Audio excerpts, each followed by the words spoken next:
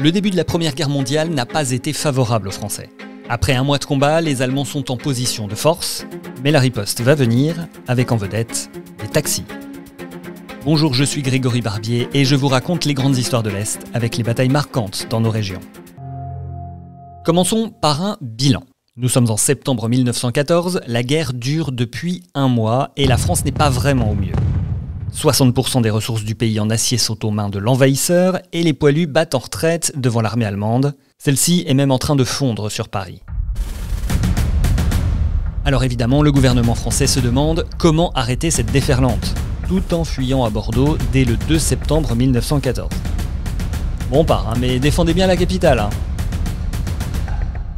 Et c'est le tout nouveau gouverneur de Paris qui va hériter de la situation. Il s'appelle Gallieni et il va avoir une idée que personne n'avait eue jusque-là.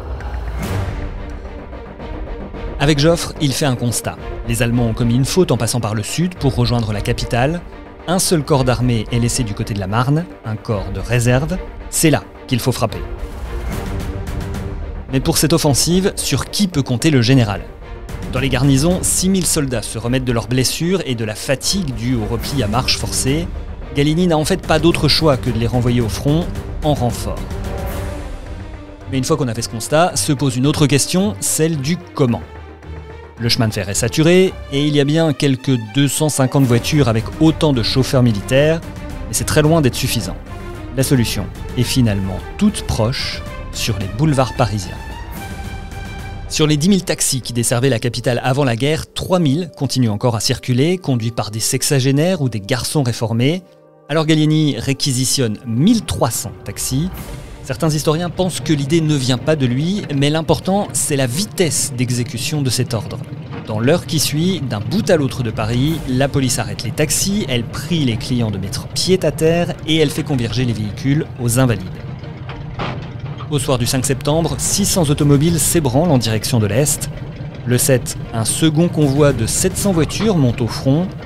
Dans chaque véhicule, 4 soldats dans le compartiment arrière et 1 sur la banquette, à côté du chauffeur.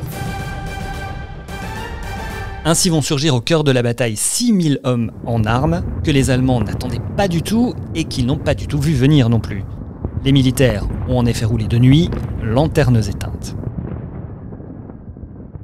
En 4 jours, du 5 au 9 septembre, Joffre et Gallieni réussissent à inverser le cours de la guerre.